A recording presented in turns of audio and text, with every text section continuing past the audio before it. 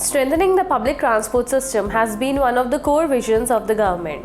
To enhance citizen safety, the Ministry of Road Transport and Highways has issued a notification that amends the Central Motor Vehicle Rules 1989 for electronic monitoring and enforcement of road safety. The rules that have been laid down provide detailed provisions for the placement of electronic enforcement devices. In the first place, let's understand more about electronic enforcement devices. As per the notification, the electronic enforcement device is to be used for the issuance of a challan, and it shall have an approval certificate signed by a designated authority. The device should be accurate and should operate properly.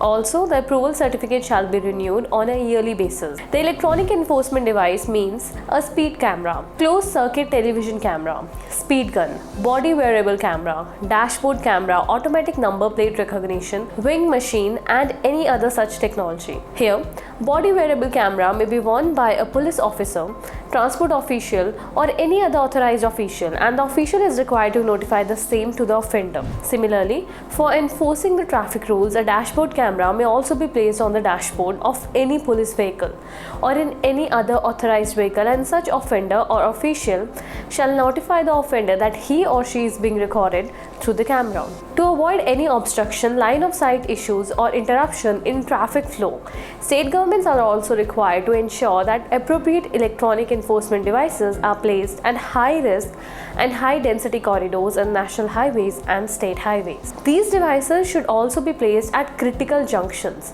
at least in major cities incorporating more than 1 million population. Taking cues from the footage of electronic enforcement devices, challans could be issued for various offences. Let's get to know about them. Challans could be issued if a driver is not driving within the prescribed speed limit, stopping or parking a vehicle at an unauthorized location, not undertaking safety measures for drivers and pillion riders, and not wearing protective headgear or helmet.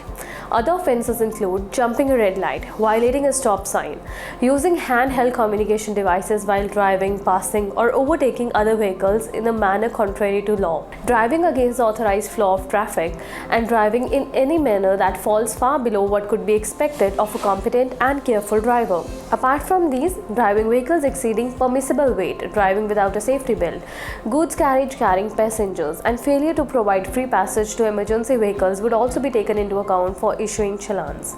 Further, all challans issued in electronic form using auto-generation of challan through the electronic monitoring and enforcement system shall be accompanied with some important documents. These documents include clear photographic evidence highlighting the offence and license plate of the vehicle, the measurement from the electronic enforcement device, date, time, and place of the offence, and the notice specifying the provision of the act that has been violated. It is important to know that the payment of each challan can be made electronically on an online portal by using cash or card at traffic police stations.